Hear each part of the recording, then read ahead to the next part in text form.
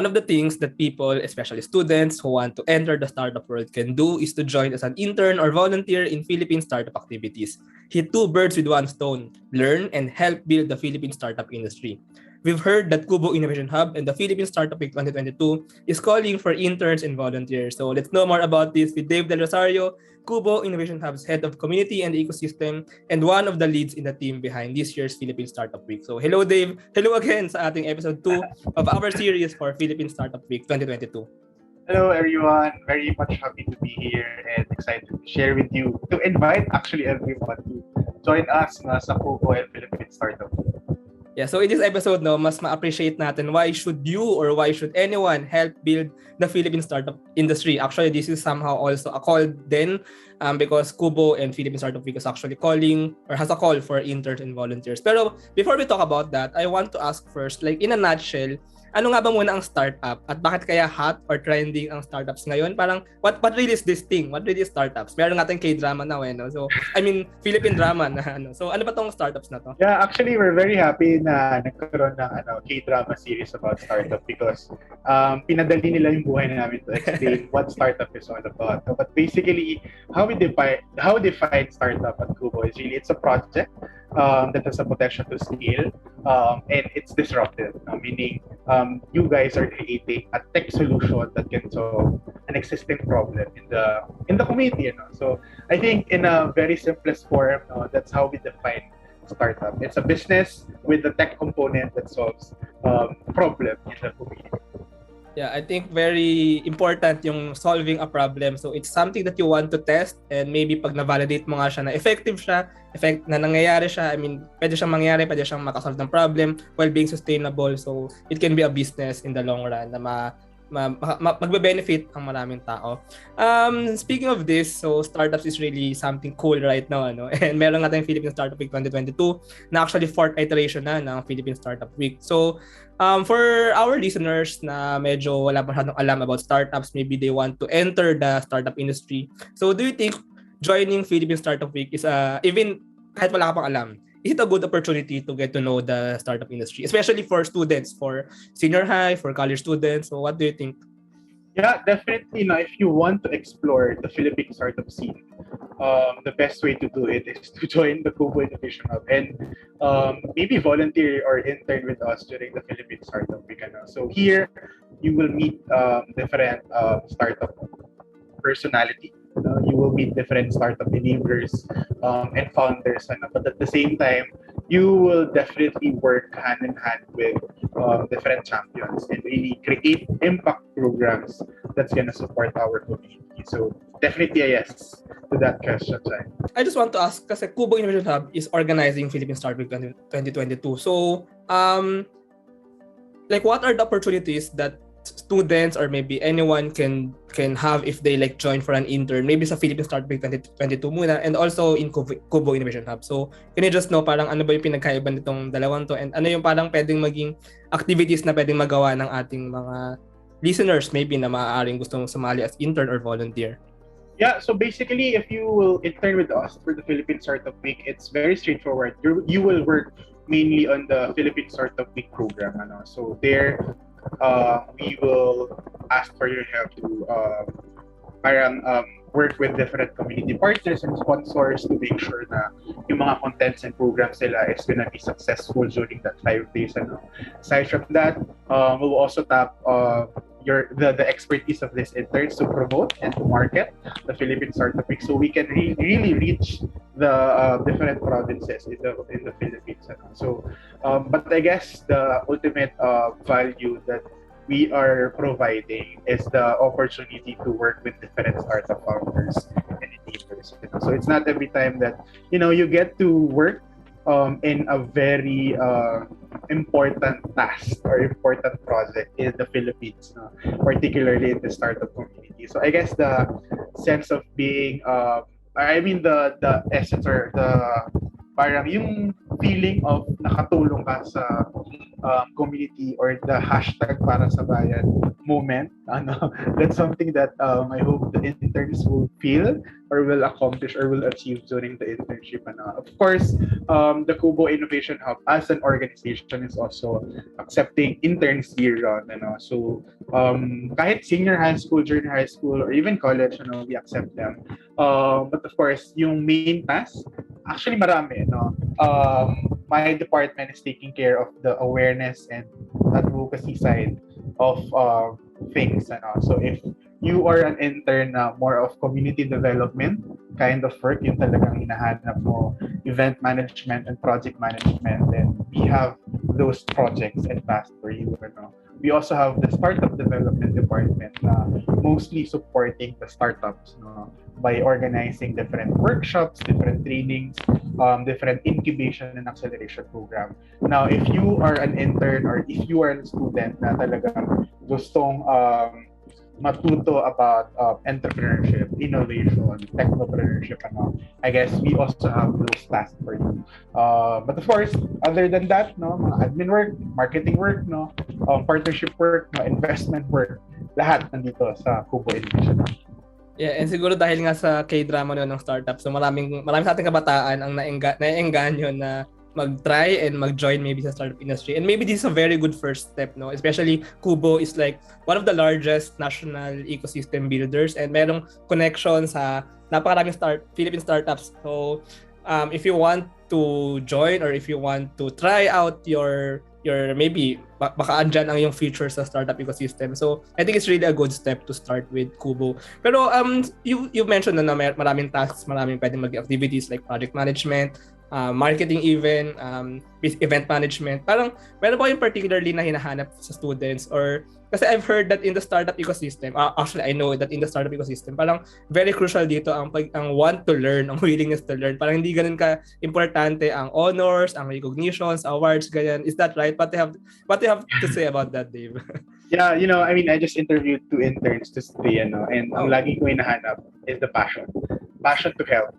I know na yung project management skills, marketing skills, strategic thinking, all of this can be developed. But my non-negotiable is really the passion to help sa community. So we can always train you, but if we realize na you have the heart to support the ecosystem, to support different startup founders, game na kami agad na matututunan lahat ng mga bagay. But I guess the passion is really non-negotiable. And I just want to ask, so when they join as intern or as volunteer, parang what really do they learn? Parang maybe in the future, do they get the skills to be startup founders, or maybe they become the next Dave, the next QBO Innovation Hub head of community and ecosystem? So parang what really will they become maybe after joining? Siguro what I always wish sa mga interns are 2 things, the enabler side and the founder side. Of course, interning with us would give you some parang, of course, yung mga trainings na pina-attendan ng mga startups, you can always attend.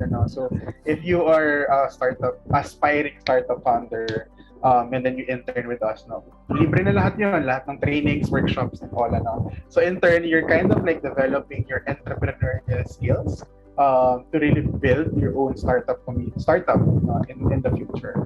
But in the enabler side, if you think creating a startup is not for you, probably you can support the startup community. So I would like to believe na the learnings, the experience that we provide is really something na if you are on the enabler path or enabler route, something that will help you, like, creating impact programs, your connection, because as an intern, hindi namin po kayo pagtitiplahin ng kape or kung ano-ano man, but rather we will really give you actual programs. We will really ask you to connect to actual people na talagang pwede nyo maging friends eventually, and yung mga learnings that you're gonna get is really something that's gonna help you in the future. It's really interesting, merong founder pass na maaari nga sila makuha ng free trainings. I really think that's very valuable, to be honest. Free yun eh. And I mean, and kumbaga itong mga trainings na to, mga bigatin to mga tao, yung hindi lang basta-basta di ba? And then on the enabler path, I think that's something also na parang nadi-disregard somehow yung hindi lang founders ang startup ecosystem. Marami ring enablers actually na nag-enable talaga and actually parang nag-support talaga na kung wala itong mga ito, hindi ganun ka magiging boosted or parang level up kumbaga yung startups natin. So actually I think there are some people na maybe for the founder path and for the enabler path. So yeah, maybe by joining you can also know parang ano ba yung mas para sa iyo kumbaga. And maybe because being an enabler really is also a very important task in the startup industry. Pero is this internship or volunteer? Parang meron ba tong parang commitments like how many days a week, how many hours a week, how long, ganun? Yeah, so well, if you are applying as an intern and you're doing it as a requirement to your college, then definitely we can follow that one. But we don't set, no. I think siguro naman ideally kahit yung pinaka maikling term na is like a month, so we can definitely accept. If you have like a 1 month free time, then go ahead. But if you think this is something that's required by your school, 3 months to 6 months, we're also open. We're even more open if you want to stay for good sa QBO, So iba-iba, no?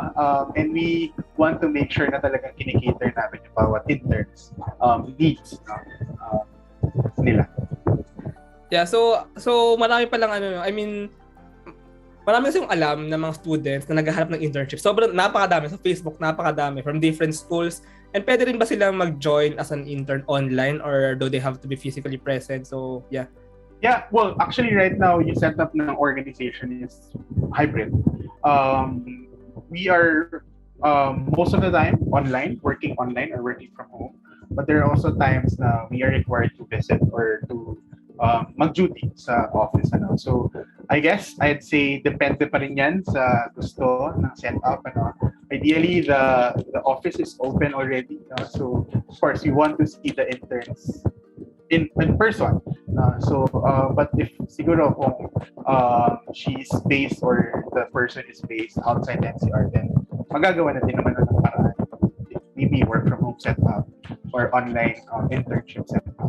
Yeah, pero it's true, napakadami nang maghahanap ng internship. Napakarami talaga. So, I hope na mayroong makakinig ng episode na to and maybe they want to join or they want to learn about the Philippine startup industry, and this is really a good step. So maybe they can start as intern or as volunteer, especially sa nalalapit na Philippine Startup Week. So Dave, can you just invite our listeners, maybe ayun nga, baka merong interested na sumali ng startup ecosystem and to be part of the organizing team as intern or as volunteer ng Philippine Startup Week and ng QBO Innovation Hub. So yeah, can you invite them?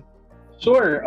Siguro for all the listeners, if you have free time, kahit hindi ka student, we will gladly accept you. But if you're also a student, again, the internship sa QBO Innovation Hub is year-round. I guess this is a good time for you if you want to intern because Philippine Startup Week is going to happen soon, November 14 to 18. So if ever, madali lang naman po kami kausap, as long as we know na you're really game to this kind of job, you have the passion and the will to really support the community, then we will always be happy to onboard you. So if you are interested to some hashtag para sa bayan work, do email us at hello@qbo.com.ph and send us your CV. So I'll put that below. So email hello@qbo.com.ph. Tama ba yun? Yes. Yeah, and wag natin kalimutan. So Dave, paki-invite na ng ating listeners to attend and to join and to help or to support anything Philippine Startup Week 2022. So where can they get free tickets to attend this event? Yeah.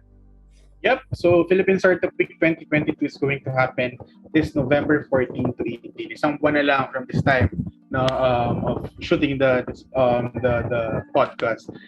Go to phstartupweek.com to get your free tickets. Take note, it's free. It's open to everyone. And during that 5 days, let's celebrate the Filipino startup community. Learn from different founders, learn from different enablers, and most importantly, collaborate and network with different heroes of the Philippine startup community. Yeah, so wag lang natin panoorin yung K-drama na startup. Exactly. We now have the chance to build actually we have our own version, So if you're a fan of team, if you're Team Dosan or Team Good Boy, we actually have them here, So you're gonna meet them during the Philippine Startup. Sino yun? Secret blind item. Surprise. So makabang-abang na surprise. So baka meron ding imbis na founder pat and enabler pat, may team Dosan pat and team Actually. So I'm really excited now for this year's Philippine Startup Week, and hopefully nga no, our listeners, especially our maybe students or not students, can join us, can also help, kumbaga cannot just attend or participate, but really also be part of the team behind the organizing team and basically enable the Philippine startup ecosystem. So maraming salamat, Dave, for Thank you, Johnny. See you guys the Philippine Startup Week.